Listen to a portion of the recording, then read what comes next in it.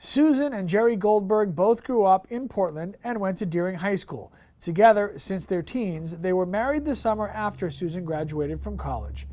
Jerry, an attorney, went to work for the Bernstein Schurer law firm, later was a partner in the accounting firm Coopers & Lybrand, and now works with his son Brian at Bramley Corporation, a real estate development company that they founded together. Jerry's professional accomplishments are many. Susan worked for a time at the Department of Agriculture Economics at Cornell and then focused on raising the couple's 3 children, Brian, Amy, and Julie. Together, the Goldbergs made substantial contributions to many community and cultural organizations. Jerry was the president of the Jewish Federation. He was vice president of the Portland Symphony, on the board of Cedars and Maine Audubon, and an overseer and member of the Colby College Board of Trustees. Susan, an accomplished pianist, served on the board of the Portland Concert Association, which is now Ovations, was vice president of the Portland Public Library. She chaired the Women's Division of the Jewish Federation annual campaign, was active at Temple Bethel Sisterhood, and was also vice president of the Jewish Family Services and the League of Women's Voters. As she battled multiple myeloma, Susan traveled the country to talk about her disease and her treatment. She died in 2018.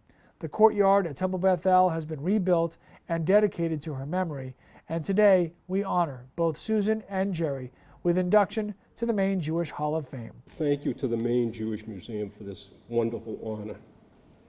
On behalf of Susan and myself, I'm humbled and honored that we've been included among the amazing group of individuals who today and previously have been recognized by the Maine Jewish Museum.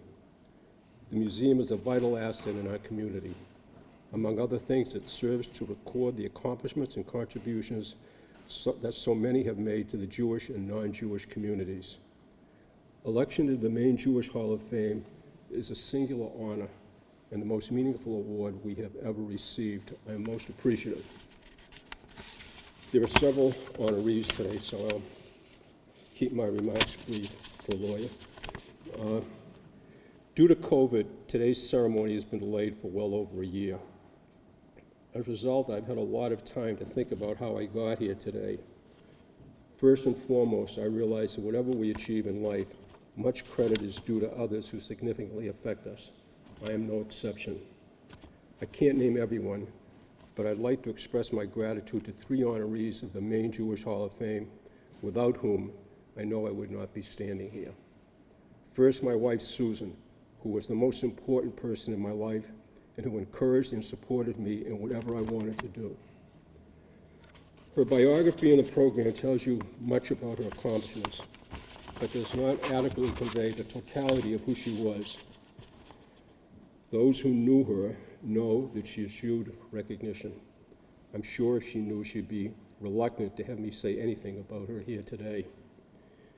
She was a person who, above all else, generally cared for and always had great compassion for others.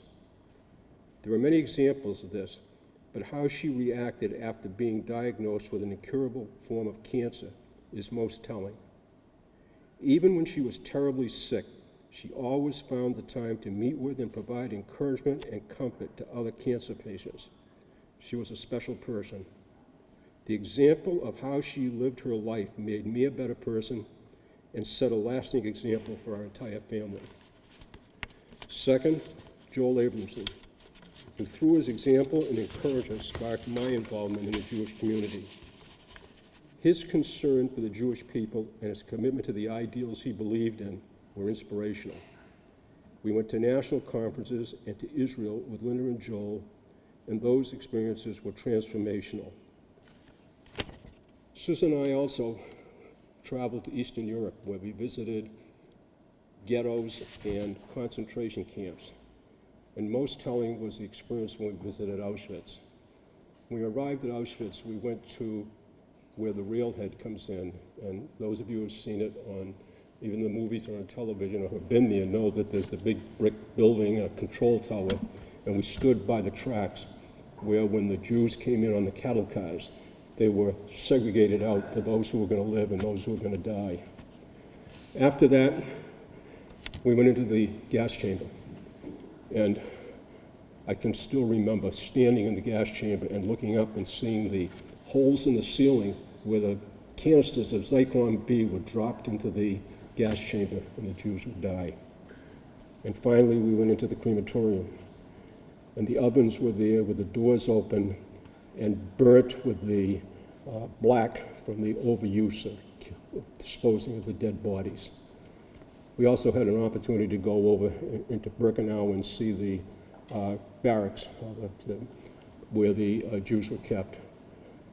The totality of that experience was horrifying and life-changing. Joel made me aware of my responsibilities as a Jew.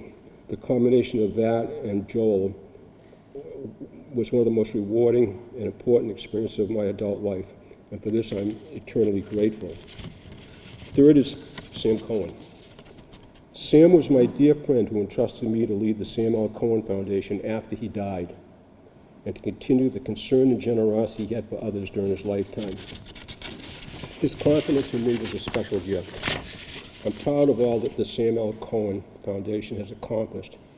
It is due to the combined efforts of our dedicated board, comprised of Jeff Nathanson, Sherry Broder, Ed Semensky, and earlier Ellie Miller and Ken Spira, together with our talented staff, Dana Baldwin and Gloria Nicholson, first led by Nancy Brain and now by John Shoes.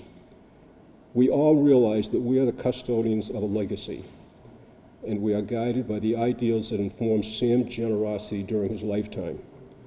I know I speak for all of us when I say that our service to the Foundation is both an honor and a privilege.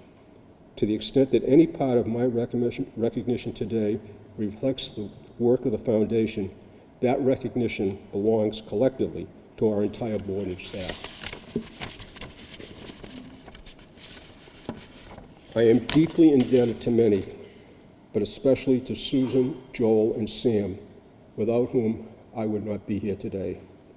On behalf of Susan and myself, my sincerest thanks to the Maine Jewish Museum for conferring this wonderful honor upon us. I am so grateful. Thank you.